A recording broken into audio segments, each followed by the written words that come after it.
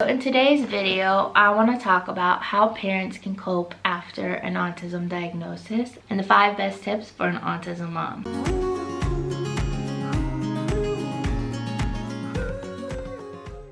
Hi guys, welcome to the Aspie Mama. I'm Danny. Thanks for checking out my channel. My channel is about raising kids on the autism spectrum, parenting hacks, DIY tutorials, and our life in general. I like to share my top tips and tricks that I've learned along the way, so be sure to subscribe to the channel and follow our journey. The first thing I want to talk about in today's video is to process emotionally after getting an autism diagnosis for your child. There's definitely a big emotional component that comes with that. It kind of depends on whether you knew it and you feel relief, happiness even, I guess, because you expected it and you're just happy that it was justified and that you know that it is. And for other people, it can be like the opposite. It can be very upsetting. You can feel like, oh my gosh, why did this happen to me? Like, now everything I've planned and hoped for my child is out the window. Like, there goes their future kind of thing. And I know a lot of people, especially adults with autism, get offended when they hear parents say that they grieve their child, basically. But you know what? I think you have to remember that every person has feelings. Everyone has their own opinions, hopes, desires for someone. It's something that you have to process, and for a lot of people it can seem callous, I guess, or how could you say that about your child, like that you're upset for them. But it's like, as a parent, you want the best for your child, and when you want the best, you want the easiest things, and the easiest things, you know, are the normal what is perceived to be normal things, what is perceived to be the normal growth chart of development, because everyone knows that when there's something just a little bit off or a little bit wrong, that child's going to be teased, or that child's going to have problems, and it's going to be a bigger struggle. And no parent wants their child to have to struggle more than the next child. So I think that's where a lot of the grief of what they hoped for from their child comes from, is what they hoped would be and then what they feel like would be. And honestly, like, when a lot of people find out, they don't really know enough to know what their child is gonna be. You don't know how much therapy is gonna help your child. You don't know how much your child might grow or not grow. So it's really hard to say, well, this is gonna be my child 20 years from now. I mean, any parent that doesn't even have a child with special needs, you can't say, oh, my child's going to be XYZ in 20 years, because you can say that and then look 20 years down the line and you're probably going to be pretty wrong about everything. That child is their own person with their own thoughts, needs, and wants, and ultimately it's gonna most of the time come down to what that individual wants in their life. After you've gone through the process of emotionally digesting the diagnosis, and you've come to terms with that your child has autism, and you've come to terms with that you're ready to take this head on, the next step is to find out, I would say probably first find out your rights. You need to find out with your insurance what you are eligible for. Also, in your area, like your state, government wise, like what you're eligible for if your child has autism. Is there special benefit packages? Do you get a monthly stipend? Do you not?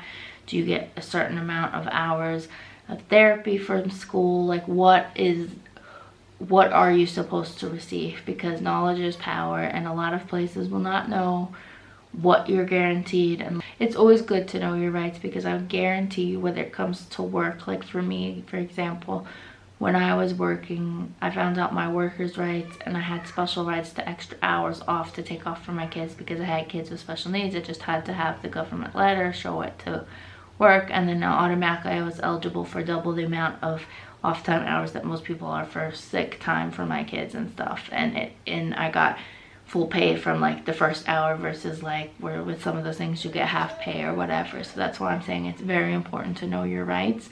And because having a kid with special needs, you're gonna have to take time off from work for appointments.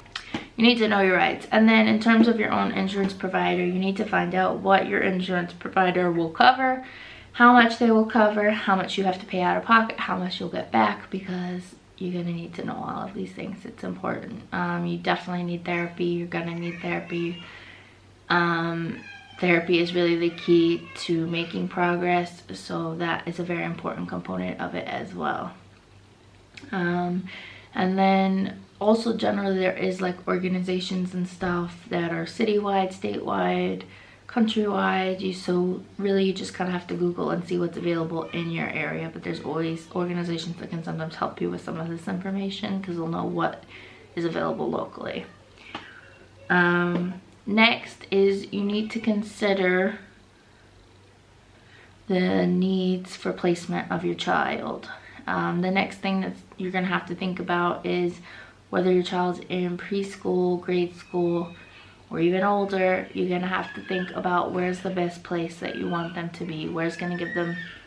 Okay, you have to consider the needs of your child in order to place them in some type of school system.